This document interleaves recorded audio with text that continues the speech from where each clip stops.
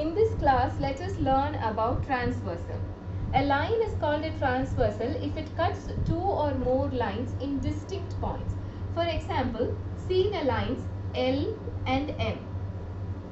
A line P is said to be a transversal if it cuts L and M in distinct points like this. Cuts it in distinct points.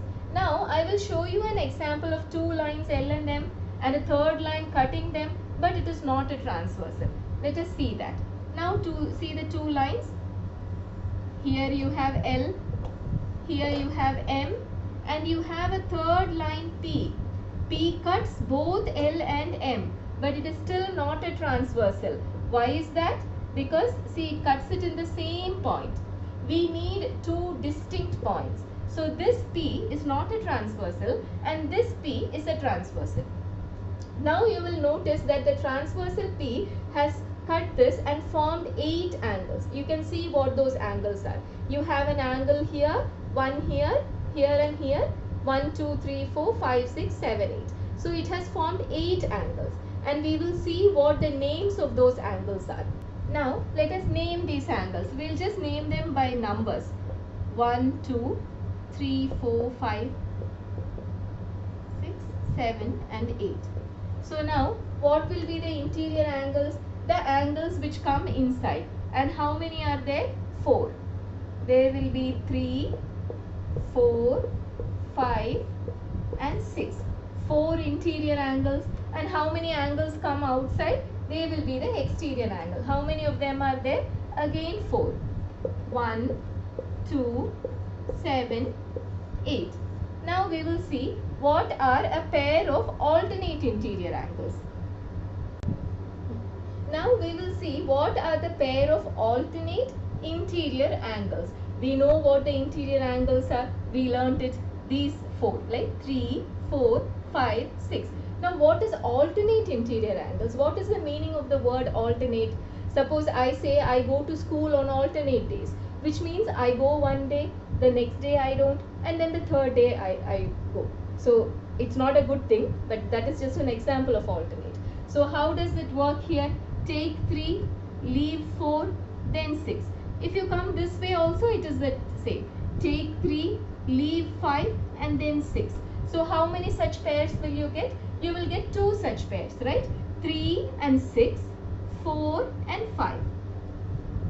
3 and 6 is one pair of alternate interior angles.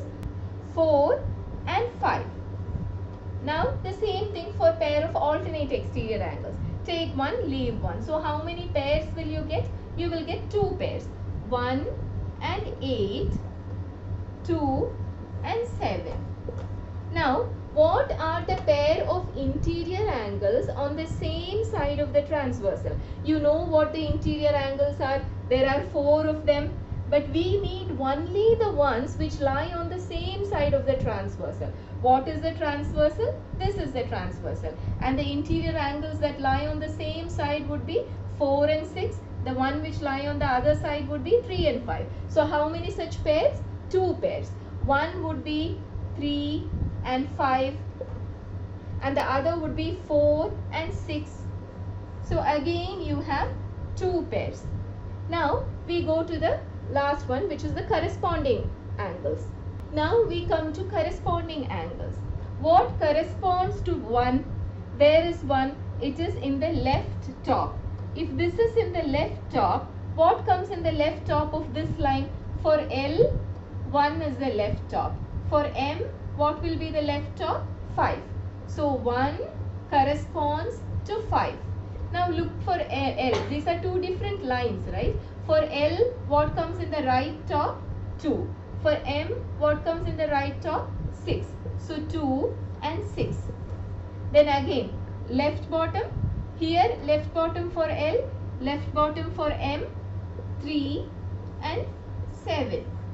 Again, right bottom here and right bottom here, 4 and 8 correspond to each other. So depending on their positions, 1, 5, 2, 6, these are the corresponding angles. And there are 4 such pairs.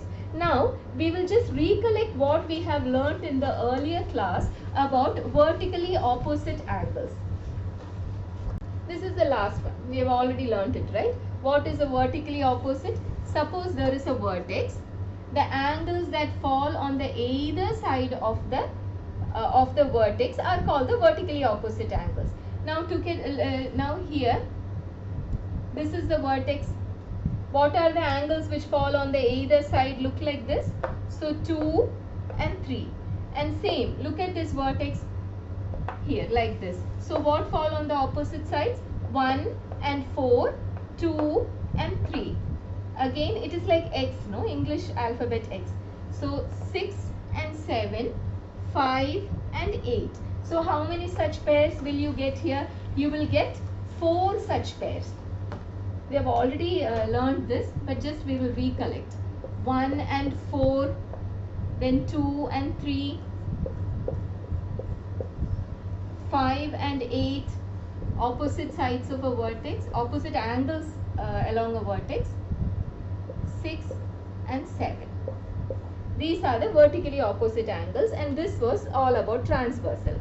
Now in the next class we will learn about a special case when the two lines L and M are parallel. If these two lines, these are just any line. The way I have drawn it, they may look parallel, but this is for any two lines L and M. A special case is when L and M are parallel. That we will see in the next class. Till then, stay safe. Assalamu alaikum.